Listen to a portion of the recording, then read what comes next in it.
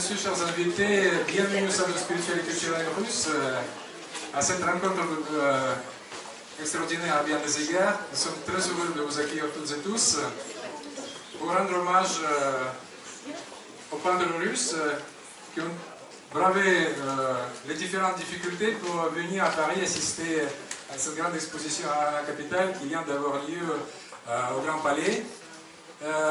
Les peintres russes se sont distingués ayant participé dans toutes les parties de cette exposition, dans tous les salons.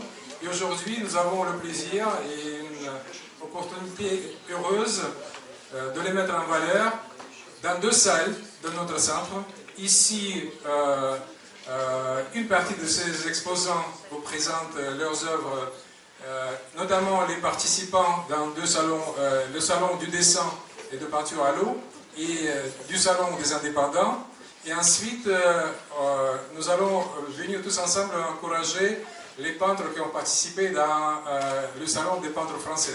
Des peintres russes, à côté des peintres français, ont participé dans une autre partie de l'exposition. C'est à l'étage, au deuxième étage, nous allons aller tous ensemble après avoir échangé de ces mots de bienvenue. Je suis tout particulièrement reconnaissant et à la direction de tous les salons ici, dont les représentants sont ici présents, et notamment à deux organisateurs russes, Anna Filimonova qui est à mes côtés, la présidente de l'association Festival Culture Croisée, et à Stella Kalina, présidente de l'association Stella Art International, qui va vous adresser la parole tout de suite après, dans la salle au deuxième étage.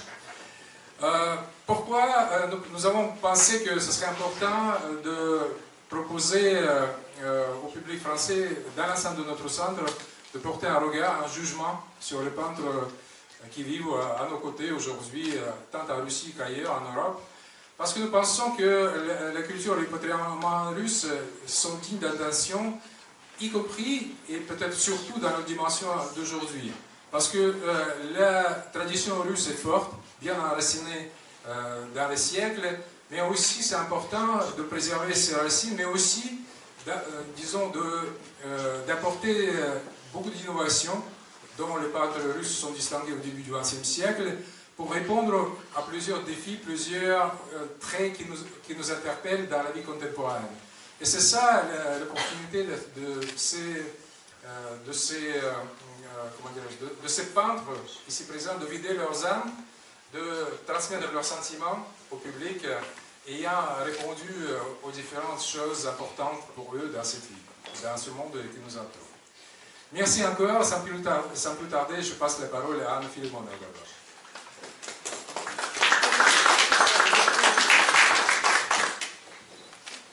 Merci beaucoup, Jaline Kardashev.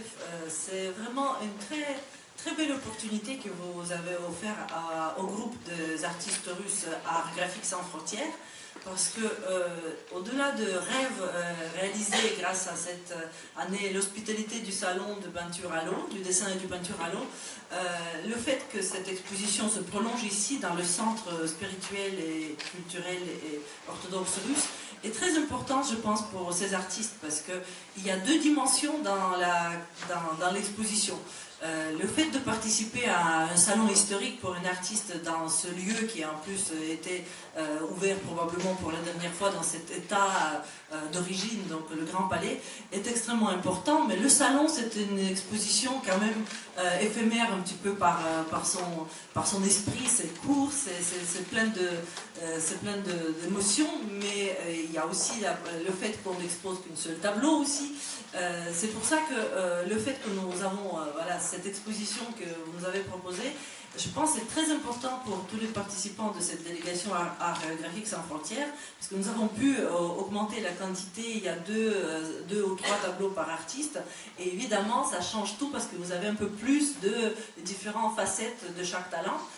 c'est aussi la façon de célébrer cette belle édition de l'art en capitale.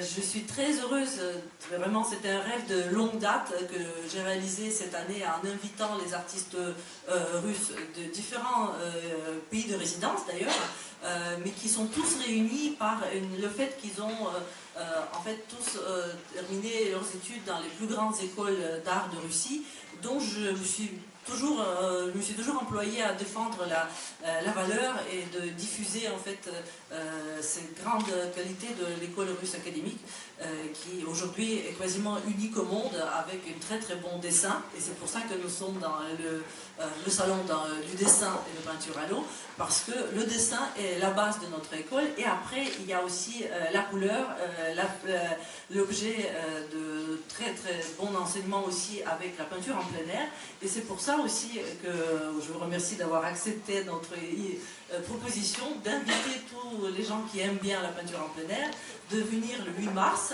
et peindre ce magnifique bâtiment autour dans le paysage de Paris, et aussi travailler avec les matériels russes et les artistes russes à leur côté. Donc je pense que ce sera aussi une très bonne finale pour cette exposition, et je vous remercie beaucoup pour cette opportunité. Encore une fois, merci au Salon de peinture à l'eau qui nous a réunis, nous a donné la possibilité de tous se rencontrer, et tout ce qui concerne les artistes, on a une prospectus, vous pouvez flasher le QR code et savoir tout sur chacun de nos membres.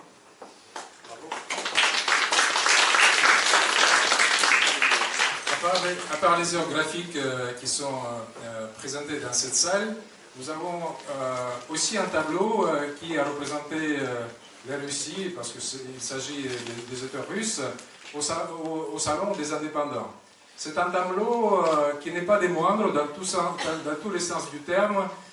Il est derrière moi, il signifie beaucoup de choses, tant par sa dimension que par, disons, sa signification.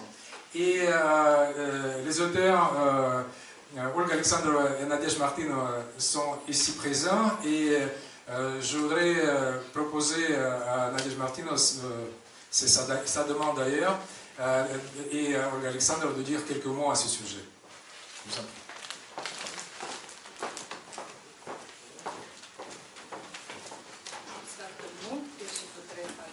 En russe, et Olga parlait français, s'il vous plaît.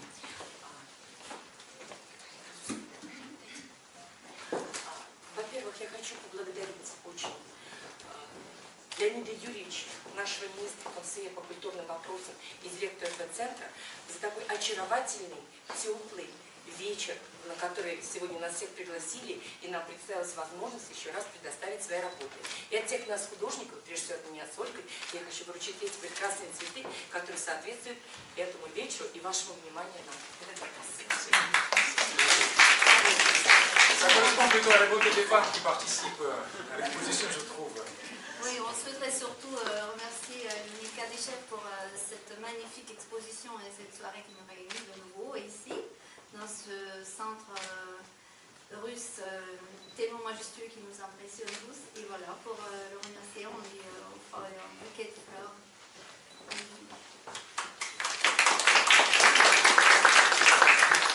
И, конечно, я хочу сказать об этой работе, которая наконец нашла свое место по центру этого зала, потому что сверху у нас эти чудесные купола, а если мы посмотрим налево, то мы увидим Эйфелевую башню. Et ce tableau, il a trouvé ici sa place, puisque au-dessus de peut-être on a les dômes russes que vous pouvez observer de l'extérieur. Et si on regarde à gauche, vous avez la tour Eiffel, tout comme dans ce tableau. И мы с Ольгой присоединяемся ко всем художникам всех 4 залов Арт Капитал. И считаю, что все наши художники, которые участвовали в зале Акварели, в зале Французском, в зале Независимом, все достойны, и каждая работа достойна необыкновенного внимания и участия всех нас, потому что художника радует эмоции. Et on se joint à tous les artistes russes qui ont participé au salon Art Capital, à tous les 4 salons qui sont réunis à cette occasion. Et on pense que tous les tableaux des auteurs russes sont vraiment dignes d'être exposés, d'être vus.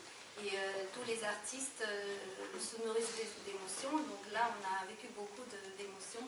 Et voilà, on invite tout le monde à admirer les tableaux. Поэтому присоединяясь ко всему сказанному ранее, Всех очень обожаем и любим, кто восхищается искусством русских, российских художников. И, пожалуйста, задавайте вопросы персонально, а то мы просто затянем этот вечер до утра. Merci à tous les amateurs d'art qui viennent régulièrement pour visiter les expositions et voir les tableaux. Après, on pourra toujours discuter entre nous si quelqu'un a des questions aux artistes, vers des artistes. Et on va terminer les discours peut-être là. Mesdames et messieurs, je propose qu'on poursuivra disons, nos contacts, et y compris avec les artistes, après ayant découvert la deuxième salle, là où les organisateurs de la deuxième partie de cette exposition vont nous adresser aussi la parole. Je vous prie de bien vouloir me suivre.